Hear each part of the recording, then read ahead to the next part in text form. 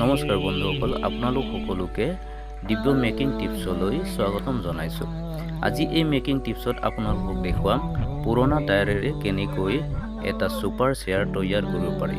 গতিকে ভিডিঅ'টো স্কিপ নকৰাকৈ সকলোৱে চাই যাব।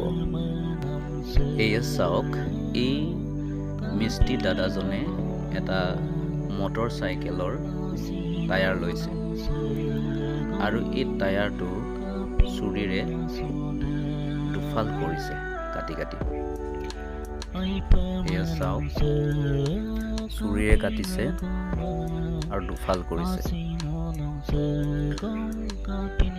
টায়াৰৰ এটা ফালত বাঁহৰ টুকুৰা কাটি মিহি মিহিকৈ চাচি এটা এটাকৈ পিন কৰি আছে। এয়া চাওক, টায়াৰৰ আৰু এটা ফাল বাঁহৰ টুকুৰাবিলাকৰ ইটো চাইজত পিন কৰিছে। চাওক, এনেকৈ এটা এটাকে পিন কৰি আছে। দেখিবলৈ ধুনীয়া হৈ গৈ আছে ন? চাওকচোন, চকুত লগা হৈছে। এয়া চাওক, ধুনীয়া হৈ গৈ আছে। আৰু এটা টায়াৰ লৈ এনেকৈ বাঁহৰ টুকুৰাবিলাক সজাই দিছে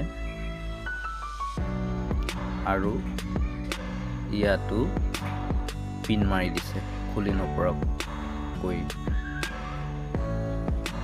টাইট হৈ থাকিবৰ কাৰণে। এয়া চাওক, পিন মাৰি দিছে। এয়া হৈ গ'ল।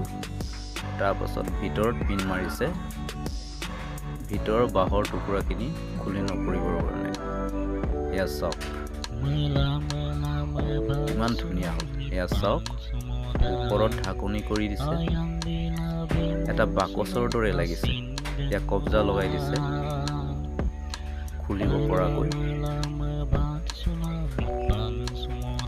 কব্জাটোত পিন মাৰি আছে। এয়া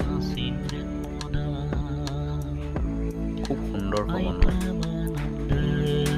এটা বাকচ থকা মহা মটৰ চাইকেলৰ টায়াৰ আৰু বাঁহেৰে প্ৰস্তুত কৰা হৈছে। সঁচাকৈ খুব ধুনীয়া হৈছে। এয়া ফটাকানিত সোণ থাকে কথাকাৰ সঁচাই। অদৰকাৰী বুলি পেলাই থোৱা বস্তুখিনি মিস্ত্ৰী এজনে এই বস্তুখিনিকে গোটাই লৈ এটা সুন্দৰ ৰূপ দিব পাৰে। এয়া চাওক, বাকচৰ দৰে লাগতিয়াল বস্তুখিনি ভিতৰত ভৰাই থ'ব পাৰিছে। ওপৰত বহিব পাৰিছে। বহি ছোৱালীজনীয়ে ধুনীয়াকৈ মোবাইল চাই আছে। এয়া চাওক, সঁচাকৈ দেখিবলৈ ধুনীয়া হৈছে আৰু নিজেও প্ৰস্তুত কৰি চাবলৈ মন গৈছে ন? পাৰিব। এয়া চাওক, কিমান সুন্দৰ হৈছে। মোবাইল ৰাখিছে, পানীৰ বটল। এয়া আৰু এয়া এটা গাড়ীৰ টায়াৰ। এই মিস্ত্ৰী দাদাজনে গাড়ীৰ টায়াৰটো লৈ এনেকৈ কাটিছে। এয়া চাওক, কাটি আছে। এই কটা অংশবিলাকত এই কাঠৰ টুকুৰাখিনি ভৰাব। এয়া চাওক, কাঠৰ টুকুৰাখিনি ভৰাইছে। তাৰমানে এইটো এটা চেয়াৰ হ'ব আৰু চেয়াৰৰ ঠেং হিচাপে এই কাঠৰ টুকুৰাখিনি ইয়াত পিন মাৰি দিয়া হৈছে। এয়া দেখিছে, এটা এটাকৈ পিন মাৰি দিছে। এয়া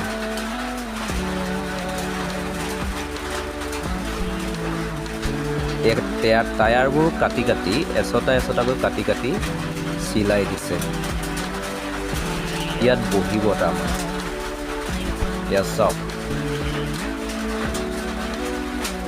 ধুনীয়া হৈ গ'ল। এনেকৈ পিন মাৰি দিছে। বেছি হোৱাখিনি কাটি মিহি কৰিছে। তাৰপিছত ইয়াত টায়াৰ কাটি এনেকৈ লগাই দিছে। এয়া চাওক, তাৰপাছত কাঠৰ টুকুৰাটো ভৰাই দিছে।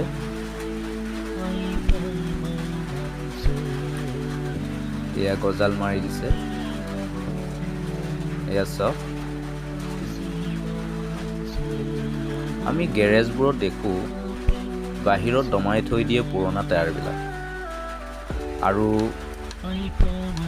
আমাৰ গাঁৱৰ ঘৰতেই হওক বা টাউনৰ ঘৰতেই কিছুমানে অলাগতিয়াল টায়াৰ বুলি পুৰণা টায়াৰটো এচুকত পেলাই থৈ দিয়ে।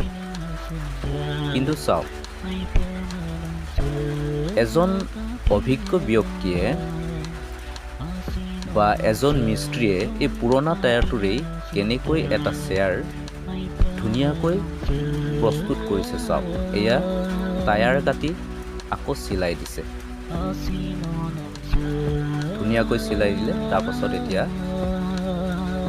কালাৰ মাৰি দিছে, ব্লেক কালাৰ মাৰিছে। এয়া চাওক, সঁচাই চকুত লগাইছে। ৱা, বহি আৰাম লাগিছে ন? সাধাৰণতে আমি ছুপাৰ চেয়াৰত কুচন ব্যৱহাৰ কৰোঁ ন, কিন্তু ইয়াত কুচন ব্যৱহাৰ নকৰাকৈ আপুনি খুব আৰামেৰে বহিব পাৰিব। চাওক।